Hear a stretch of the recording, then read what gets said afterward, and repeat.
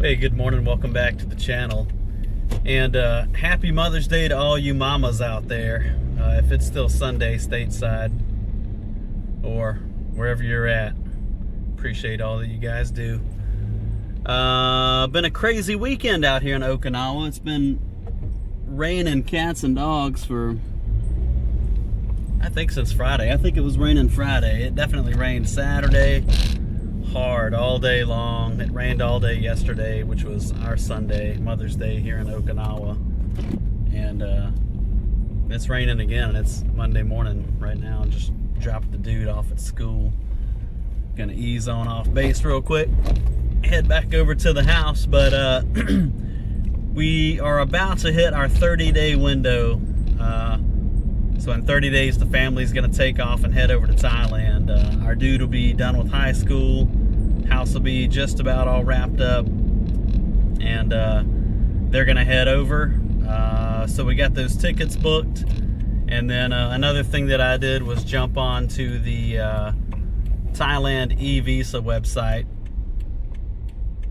And locked on our visa, or at least applied for it, for our son yesterday, and that's come a long way. So not too terribly long ago, if you were here on Okinawa and you were trying to get a visa to visit Thailand for an extended period of time, or if it was some Thai folks that were trying to renew their Thai passport, they would have to bounce up to Fukuoka, which is the closest Thai consulate.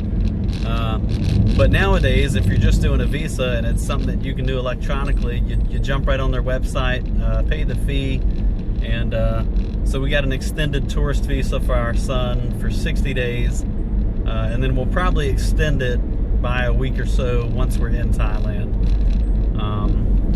just to kind of fill that gap of like between him graduating high school and then starting college. So yeah, that's cool. Paid 5,500 yen, so 5,500 yen came out to 30 something dollars. I think it was like 37 bucks. Yeah, really convenient, pretty streamlined process. I just had to get on there and upload like a letter that, you know, looked like a letter of invitation, so to speak. The bio data page from my wife's passport, and a couple other things. I, took a picture of the dude against the white background, and if that's not good enough, then we'll go out in town here and take one. They've got these little kiosks here all over Okinawa and Japan, outside the Family Marts and the 7-Elevens and whatnot, and you can just take a little passport or driver license photo there. I've got to take one anyway because I got to renew my international driver license before going over to the kingdom this summer. But anyway, yeah, so we're in that 30-day window for the family taking off. So we took everything off the walls in the house yesterday. Man, it's looking bare, looking like a hotel again, like when we first moved in. But been selling stuff and donating stuff and selling more stuff and donating more stuff. I think I'm at the point now where I just want to donate the shit and get it over with. Man, Facebook Marketplace is ridiculous. People get on there haggling or not showing up when they say they will, or just, and it's stuff we've had for years, and now we've got it down to just like a handful of pieces of art and stuff we had up on the walls. So yeah. Anyway, moving on. That's getting ready to go to Thailand. They'll bounce out, and then I'll have another week or two to wrap the house up, and then I'll be right behind them. Moving on. Of course, then I'll have to apply for my own visa, get over there with at least a 60-day visa, and then I'll probably extend that until I get my long-term non-immigrant visa sorted. But what else is happening? Point 2 that I wanted to make. I jumped over to the IPAC on Friday, and the IPAC is like this, one of those places that Marines dread going usually because they feel like they're going to get the runaround. Much like with any administrative support section, whether that's at a battalion or squadron level, or maybe even up at the group or regimental level. But I think a lot of those admin crews get a bad rap just because the people that are the customers, if you will, are, for the most part, and then I saw this in my last billet as a company commander, right? People trying to rush things through. Hey, this is due next week. What can you do for me? Hey, you know, and a lot of times it's stuff that's got to go up through 2-3 different layers of commands, and it ain't gonna happen overnight. And a lot of people don't like that. You know, they're not reading their MAR admins or the orders for things that they want to apply for, special programs they want to get into. But yeah, I think a lot of that is self-inflicted, and I had phenomenal help over at the IPAC. So I started my outbound interview, I'd say over a year ago, just to kind of get it started, and then let things kind of trickle into it as retirement inched closer. And so just about everything's in my outbound interview. Everything's kind of managed electronically. And the last piece of that puzzle is getting your DD214 upon checkout, and then getting out of whatever installation you're at, moving on your merry way. But one of the things that had me concerned was getting my DD214, because all of my files have really been uploaded into my outbound interview module for so long. I shot them an email, and I was just like, hey guys, like I want to get a function check and kind of see where I'm at right now, because I haven't heard anything. Everything kind of went silent, and you know, do you guys need anything from me? And one officer over there replied, and he was like, hey, just come in, you know, we can set up an appointment, or you can just pop in one day and sit down and we'll take a gander at it. And so we did. I went by Friday at like 1400, which I thought was going to be a huge bother for them because it's kind of the end of the day before the weekend kicks off. And jumped in there, and he sat down and ran through the DD214 with me, and it was all filled out. It was all ready to go. It looked good. I'm talking from like 1999 to 2025. Breaks in service, like the whole shebang. It was all in there. All the deployments were on there. All my decorations, which, you know, aren't really important, but awards rather. But all that stuff was captured, and that's cool. There was shit on there that I forgot that I did. Operation this or that, and yeah, crazy. Anyway, so I had a really good experience at the IPAC, and you know, if you guys are randomly watching this or came across the video, I appreciate you guys over there in Outbound and everyone else in the IPAC. And if you're an 01XX across the Marine Corps, I appreciate you. Thanks for what you do. What else we got? We talked about Visa. I had to make a little checklist because I've been rambling a lot on these damn videos. Visited the IPAC. DD214 is looking good. We've been selling and donating shit. We're about 30 days out from phase 1 of the operation, which is the family taking off and moving out of here. What else? I went on a Linux adventure over the weekend, and man, if you're a tinker, I think you know where I'm coming from, where you kind of get this itch, like you're comfortable with whatever kind of operating system you got on your computer, but you want to try out something different. You want a little challenge, right?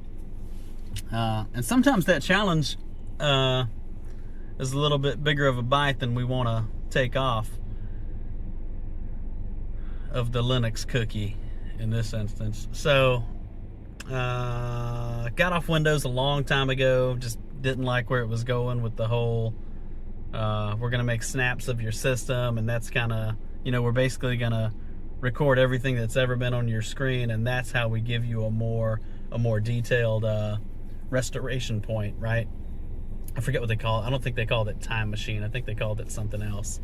But anyway, jumped off Windows, bounced around on Linux, and man, I went all over the place. I had OpenSUSE Tumbleweed for a long time. I had Fedora for a little while, which I then switched over to Ultramarine, which is a Fedora-based distribution, but it's from Thailand actually. At least I think all the development crew is in Thailand. Fira Labs, I think, is who does it. And it had a real sleek setup, and I had that for a long time and gamed on it, and, you know, made videos on it and really enjoyed it. And then I think I kind of went back and forth. Maybe I put Windows back on my computer once or twice just because of the simplicity of editing videos. And then here recently, I was back on Windows, and then something ticked me off, and I can't even remember what it was, but something I didn't like, something I read, I don't know. I jumped back on Ubuntu, and I was on Ubuntu for a good little while, over a month. And I'm really used to Ubuntu. Like, I've been using that thing since, I won't say 20 years ago, but I'd say like 2009 time frame, 2010 maybe. I started kind of dabbling in Ubuntu, and I'm no power user by any means on you know, anything Linux, but just kind of saying. But anyway, this time I jumped off of there, and I was like, I'm gonna try out this Fedora 42. That's the new jazz in town, and it's supposed to be really good. And I could not get my NVIDIA drivers working. Man, I was having a time. I couldn't get Steam to open up, and then I was just like, well, if I can't get this far, you know, I don't even want to mess with, you know, video editing and whatnot. Tried Ultramarine. Of course, Ultramarine's the same thing. It really is Fedora, with a few things automatically kind of loaded into the installation package, which eases things. And I probably could have got Ultramarine working, but I just kind of gave up real quick, and I was like, let me throw some OpenSUSE Tumbleweed back on this bad boy and see where that takes me. And I threw Tumbleweed on there, and man, I was having a time with Yast, and I've had Tumbleweed a long time ago. I probably used Tumbleweed for a good 6 months to a year. I really enjoyed it. It jacked up on me one time and wouldn't, you know, the ButterFS, are they snaps? It takes a snapshot of your system, so if you run an update, because it's a rolling release, if you do something that jacks up your system, or, you know, there's a kernel update and everything else ain't ready for it, so shit just kind of don't work right, you can just restart your computer and load into one of those older reboot points, if you will, which is really cool. But anyway, I went through 3 or 4 distributions, and then I ended up just going back to Ubuntu 2404, like the last LTS, and everything just works, man. Everything works. I'm about to go edit this video on Ubuntu, and hopefully it doesn't turn out like crap. I just put Kdenlive back on there. I was wrestling around with DaVinci Resolve for a bit, and I can't get it working. I don't know. I can't do it. I tried that. There's one package where it's like, it's all set up for you to, you know, it's easier to install and whatnot, and I tried that too. No matter what I tried, I couldn't get the videos to work. I could get the program to open up, I could get the media to load into the folder, but like the media pool, as far as pictures anyway, right? Videos may have been pictures too, but when I load those down into the timeline, it's not there. It's just there's something there, and it's all like just this green blob on the timeline, and can't deal with it. Anyway, I think I'm just gonna rock and roll with Kdenlive. I've used it for a long time before. I made a ton of the videos that are on my channel in Kdenlive, up to and including 4K. They were just taking a little while to render there for a while, but that's all right. Got nothing but time. I'm about to enter retirement land, at least retirement number 1, right? But it's coming up on 14 and a half minutes that I've been rambling. So just wanted to shoot you guys a quick update. Y'all have a great one, and again, happy Mother's Day if this catches you guys and it's still Sunday back stateside. Much love from the Freelance Travels crew, and we'll see y'all soon. Take her easy. Bye.